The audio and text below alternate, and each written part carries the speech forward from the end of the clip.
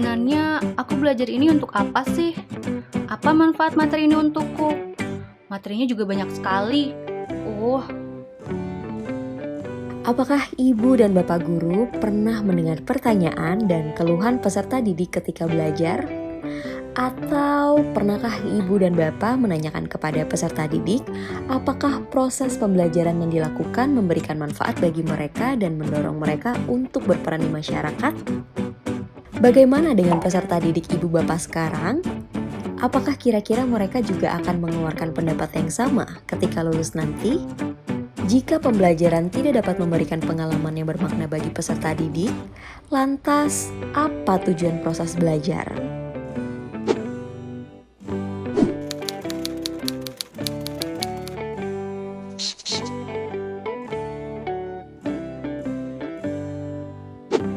Pengalaman belajar yang bermakna adalah sebuah proses yang bertujuan untuk membangun pemahaman dan menerapkan konsep yang dipelajari secara utuh melalui suasana belajar yang kondusif. Agar bermakna, pembelajaran harus bersifat aktif, konstruktif, dan melibatkan peserta didik dalam seluruh prosesnya. Pembelajaran yang bermakna sangat penting bagi peserta didik. Mengapa? Proses pembelajaran bermakna akan mendorong peserta didik memunculkan motivasi internal mereka untuk belajar. Peserta didik benar-benar memahami mengapa mereka harus mencapai kompetensi yang dipelajari. Hal ini tentu saja dapat mendorong peserta didik untuk terlibat aktif dalam pembelajaran. Selain itu, pembelajaran bermakna mendorong peserta didik untuk memahami konsep secara utuh. Konsep yang dipelajarinya berguna untuk membantu mereka memecahkan masalah dalam kehidupan sehari-hari. Lantas, bagaimana kita menciptakan pembelajaran bermakna? Setidaknya ada 3 prinsip yang harus dilakukan agar pembelajaran yang dilakukan menjadi bermakna. Pertama, pengetahuan yang akan dipelajari harus masuk akal dan kontekstual bagi peserta didik. Pembelajaran tidak akan bermakna dan tidak masuk akal jika kita menugaskan peserta didik untuk menghafal seluruh nama menteri yang menjabat di setiap periode. Tentu akan lebih bermakna jika kita mengajak peserta didik untuk mengenal struktur pemerintahan dan di lingkungan terdekat seperti RT, RW, desa, dan kelurahan. Kedua, pendekatan yang digunakan harus berpusat pada peserta didik.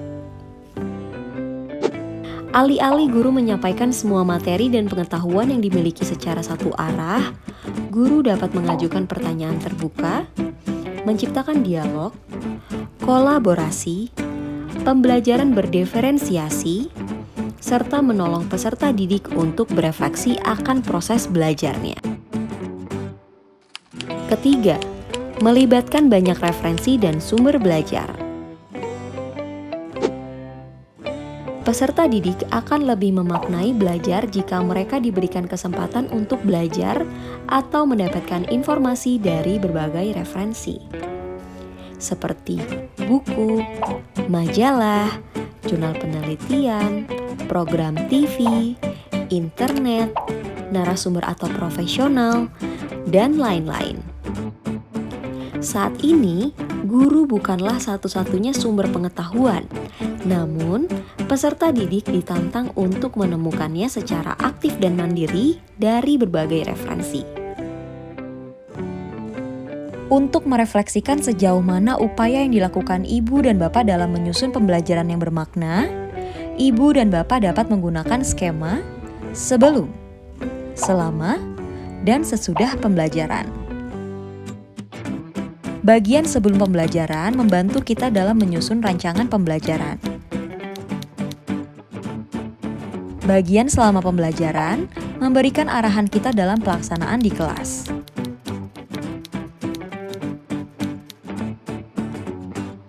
Bagian setelah pembelajaran memberikan referensi bagi kita saat mengakhiri pembelajaran, sebelum masuk ke pembelajaran, unit, atau tema yang baru.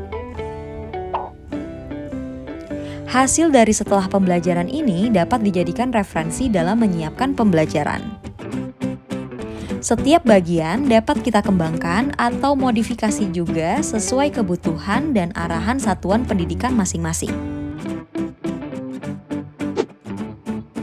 Jadi, sudah sejauh mana ibu dan bapak berusaha untuk memberikan pembelajaran yang bermakna bagi peserta didik? Hal apa yang sudah dilakukan? Dan hal apa yang perlu dilakukan?